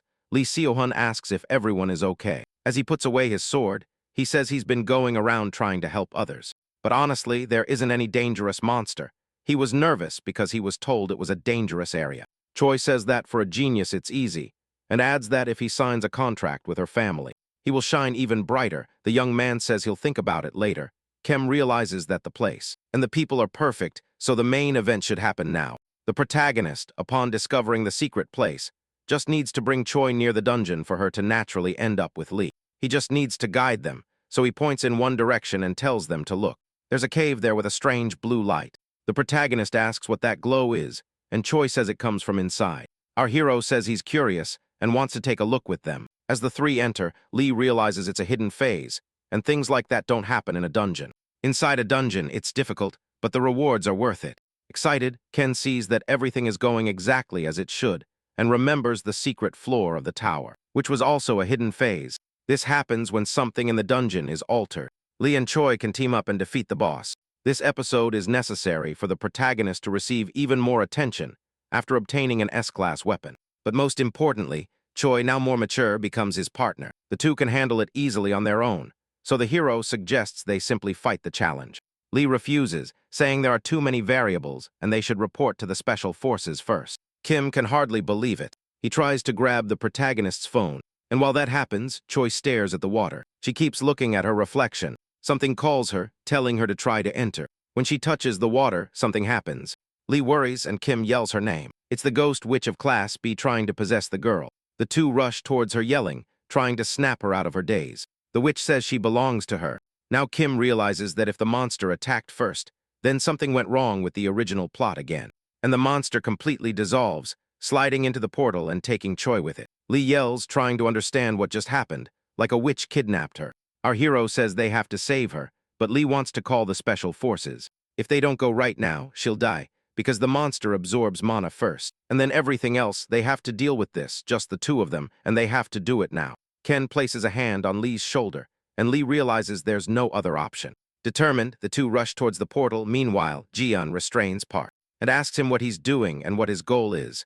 But the blonde boy knows nothing, which makes the older man ask him why he suddenly started running. Park knows it will be humiliating to tell the truth, so the agent tells him he won't be lenient with him. Since he hasn't confessed, Park and Juan, second year and fifth rank at the Magic Academy. Suspected of conspiring with demons, they are now in custody, Jian calls her, and tells her that she has apprehended the suspect, but she says there is something else. 3 students entered the modified dungeon for training. Calmly, the agent says it was deactivated, so it's basically just a cave. And Back explains that it has been confirmed that there is a hidden phase inside the dungeon, which leaves Yon in shock. Inside, there is a blizzard. She believes the witch is using Choi's stolen ice mana to power the area. She was practically frozen when Kim puts a coat on her and tells her that if she stays warm enough, she'll be much better. Our hero knew it would be cold, so he brought warm clothes stored in his dimensional backpack. Confused, Lee asks how the boy got a backpack that costs millions, and the other says it was from the stock. This coat increases cold resistance by 20%, but then Kim sees Choi somewhere. She calls them for help.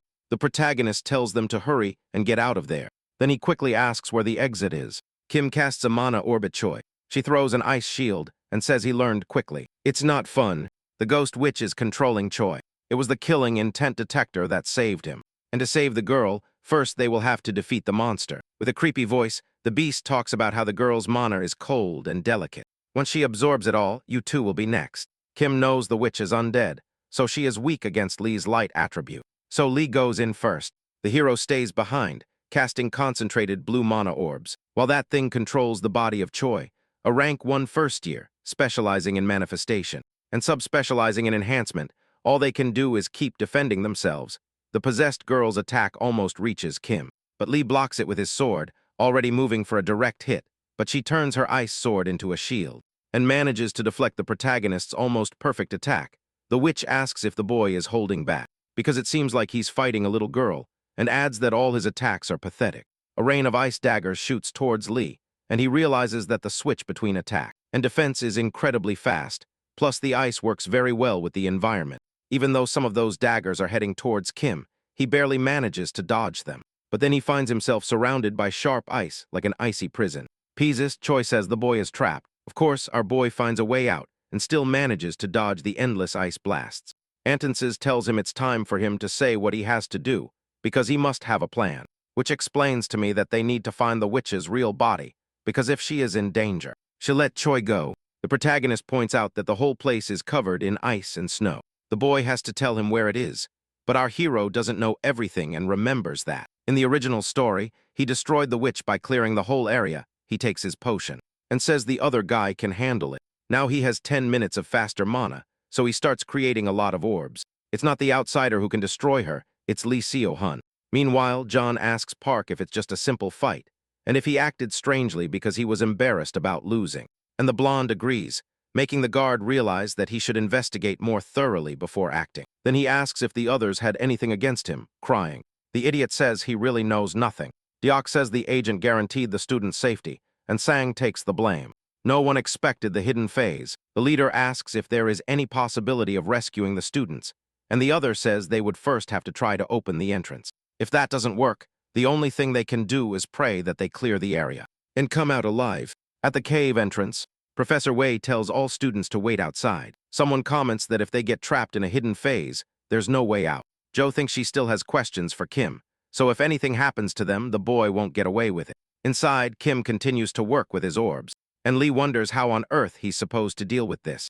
The outsider explains that he can use all the power he wants here. The witch notices that one of her mana levels changes, and wonders what they are trying to do. They throw more ice weapons at them, this time from behind, and they destroy everything with their spells. Then Kim yells that the other guy doesn't need to hide his power. It's okay to show his true strength. Lee realizes that the only time he used his sword with all his might was during the demonic attack. He held back even during the exams, because if he pushed himself too hard, someone could get hurt. And Lee realizes that Ken noticed that subtle difference. The protagonist tells both of them to give it their all. The witch laughs and tells the brats to dare to try. Lee says that, since Kim has so much faith in him, he has to live up to it. Then, The witch is surprised by the amount of light mana there is, and Kim yells at the protagonist to destroy the entire dungeon. The monster's real body is in danger. Our hero fires a beam directly at the monster. It hits it right in the chest, and the outsider says she has left Choi's body. Meanwhile, Lee is surrounded by luminous mana. Ready to attack, the ghost witch screams that she won't let those miserable humans get out of there. So Kim says there's no reason to keep her alive. The protagonist lands his strongest blow and cuts the monster to pieces. Focused, Lee knows she has destroyed her. External support mages are trying to open the portal, but only 2% of the entrance opens, so not even a mosquito could pass. Unfortunately, that's the best they can do. Not even the best mages could open it any wider. Meanwhile, Jiyeon thinks that even if the team scolds her, she will have to take responsibility. The scar-faced guy explains the whole situation, but to the man's surprise, they ignore him and tell him that Lee will be out soon. He wants to know what that means and gets his answer. A second later, a huge beam of light shoots into the sky. People start wondering if a boss has appeared, but Yu recognizes that light mana attribute. It's Lee who realizes that his sword cannot handle all his mana. It seems like it's over. The witch has been defeated, and she left a shiny sword as a reward, one that increases mana and regenerates on its own. Kim tells him to take it because he's done his best. And anyway, he needs it. Karo wants to share part of it with the other boy. The outsider isn't interested. He just says he'll take care of Choi while the boy goes to get the reward. When he holds it, he realizes it's S-class, and it seems strange to him that Kema would let something like that pass. The boy earned 2,000 points, but he is focused on Choi, who is suffering from severe mana exhaustion. She is not on a level to fight on that scale. It's the side effect of having her power forcefully drained. Having transferred all the items she found to her coat, and asks Kim what he plans to do. Kim says he wants to help her recover. He then gives her an ice spirit heart, which restores mana and boosts the ice attribute. That causes her to slowly open her eyes. The hero asks if she's okay. The girl is startled and asks why they are looking at her like that. Satisfied, he tells her she recovered energy quickly, who says the girl is full of life. Choi wonders where on earth she is. It's a long story. The outsider explains that it's a hidden phase and he defeated the boss to save her. Confused, Choi thinks no one her age has ever done that before. Then the exit portal opens. Everyone is happy. Whale says he never thought light could be so beautiful. Before leaving, Who asks the two for help. She can't walk because she has mana exhaustion. The moment Choi woke up, the boy collapsed. This time he managed to perfectly calculate the duration of the potion. When this whole incident is over, those who will deserve the honor will not be him. It will be Lee Seohan and Choi Seohan. It really has to be those two, and the three leave, carrying Kim. The youngest person in history to overcome a hidden phase is Lee. And once again, he has captured everyone's attention. The blue moon sword he obtained was evaluated and has 2 top-tier options, even for an S-rank item. The Wizard's newspaper published an article about the protagonist's cool abilities, and everyone started to pay attention to him. After Park's interrogation, it became clear that the blonde boy was not with the demons, but his bullying stories came to light, and the idiot was severely punished. From now on, that annoying guy will no longer be a problem. There were some unexpected twists, but basically things have returned to the original plot of the story. The fact that the special activities were actually operational will remain a secret, and Choi will use it to get closer to Lee, and calming Young was a bit complicated. She thought her professor was seriously injured, while the outsider thought about what to do next. Choi interrupted him. She says she heard something interesting from Lee, so she had come to thank him. The protagonist told Kim that it was she who suggested saving the girl, and that she had fought very well. They are completely nervous. The boy insists it was the other guy, which leaves Choi confused as to why he doesn't want the credit. Then, with a threatening look, he adds that it was Lee who destroyed the ghost witch. Choi leaves with a smile, saying that if that's the case, then she says goodbye. And says goodbye. Her interest level rises to 2, and Kim gets 2,000 points. Things are getting complicated. He will have to handle the next incident better. After that, we see a thin woman running on a treadmill. Our boy is now in the school gym and realizes that, since he was near him, and when they overcame the hidden phase, he got a lot of points. So he bought the secret trait, evolution and adaptation, for 50,000 points. He now better withstands the cold, and his night vision is much better. It doesn't seem like much, but it improves a lot of basic skills. In the original story, it was the trait of the second-year top student, Yo Min-yi. But that probably doesn't matter much. At that moment, 2 boys call Kim Seon-woo. They ask him why he is there, and he replies that he is just taking care of his body. Lee says he looks like an old man, but without pointing to other people. They say the protagonist always starts Mondays with bench press, and that he has become strong through a lot of training and effort. Sin says the others don't even come close. and we see a flashback of Joe's powers. The brown-haired boy says she's crazy, and that he'll teach everyone what true power is. Excited, Ken says that's good for her, because he knows she's the type who doesn't give up on a goal. But then he tells her it's strange that Professor Han Rands isn't here today. The guy is always in the gym when he doesn't have classes, and Sin says he's patrolling the school. It's a secret, but apparently they found a dead body near the school. Lee says it was a demon attack, however. Shin is not afraid because the genius will protect them. The outsider believes that demons could attack at any time, since the infiltrator is still out there. And more specifically, it's not a human traitor, but a real demon. Park Min-jae, fourth in the third year, says Lee sweats a lot and hands him a towel to dry himself. Our hero is suspicious. Little Shin says she looks pretty today and she praises him for it. Then the protagonist thanks her for the towel, and she says she always cheers him on. But her gaze is strangely sinister. The night before, he was draining everything he could from a poor human, sinking his sharp fangs into his neck. It turns out to be a B-class demon named Han Jai, and the only daughter of Han Gan. After feeding on the human, she says she didn't expect him to show up. He must be planning to attack the school again. It's that damned Lord Chen AI, who just came to see how his subordinate was doing. After all, his father died, and she was left alone. The villain wants to keep a close eye on her. Han says she'd like to play with him a little longer, but Chen says if the word gets out, they'll get caught. The Lord asks how things are going at the school, and she seems bored with her identity. She can't even get close to Jian, and Jian told her not to take revenge on Kim. Every day she is forced to look at the boys who killed her father. She asks him how he thinks that has been for her, and Chen says that, among those boys, Lee Seo-hun is the one everyone is talking about right now.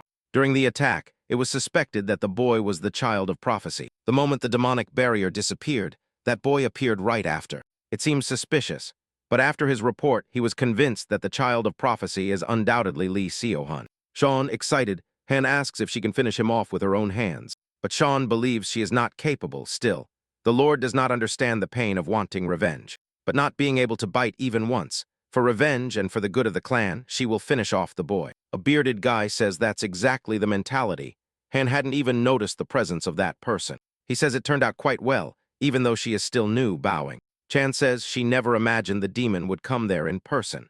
And the other guy replies that he just wants to see what his subordinate is like. The young woman's power is still weak, but her attitude is good, so he will accept Han Yi as one of his subordinates. She will join the attack to eliminate the child of prophecy, just as the king has ordered. And there's no way she can refuse the offer, says the king's right-hand man. Meanwhile, in the fifth entrance of the Buckhanson dungeon, Jun holds a mana orb in her hands.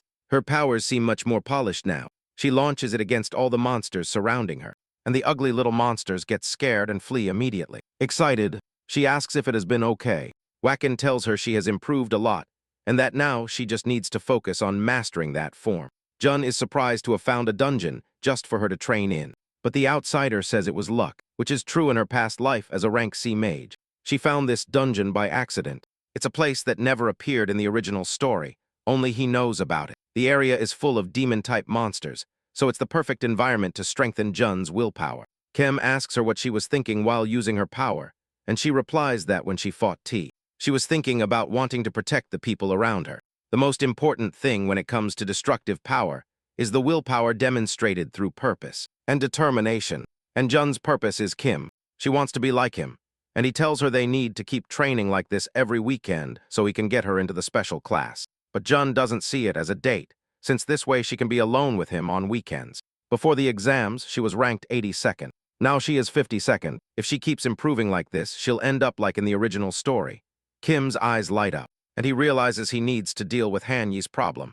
In the original plot, she went after Lee for revenge, and plotted a lot of schemes like a classic villain.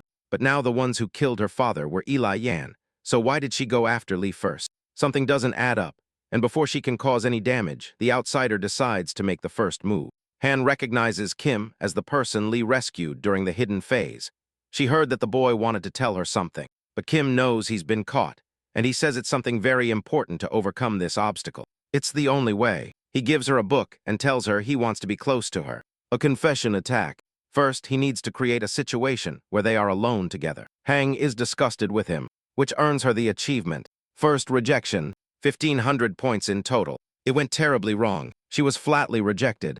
The demon woman says Ken is not her type, so it would be weird, and she leaves angrily, thinking she would never date a mere human. Our poor boy knows he's human, But come on, he's not so ugly that someone would be disgusted. But if she wasn't watching and felt sorry for him, another 500 points. Exactly what Kim wanted. The boy insists he wasn't spying. He was just passing by. Confessing to her is worth it, even if she rejects him, even if he hates being the center of attention. Kim thinks it's because she's a demon. Then he asks Shin if she has started the classical magic theory assignment. The boy says he's good at physical things, but theory doesn't get into his head. So the outsider offers to let him use his work as a reference, but there's a condition. He asks if the boy uses the school's bulletin board. People start saying that. Since Kim couldn't get attention for being the worst student, he's trying this now. And 247 people are interested in him. 1,500 points, just as he had planned. On the board it says that park. The most beautiful girl in the academy is his, and no one can touch her. The professors find all this very amusing. Meanwhile, Jun is angry because Kim prefers older girls. Jun says it's obvious the boy didn't post it. Someone is teasing him, and Sin thinks so. This time it wasn't him who whispered it. He says he did his best to post it as they told him, but it seems to have backfired. Kim says it wasn't the result he expected, but he still managed to get his message across.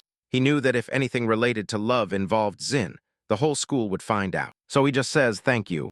Meanwhile, Hang is furious because she didn't want things to turn out this way.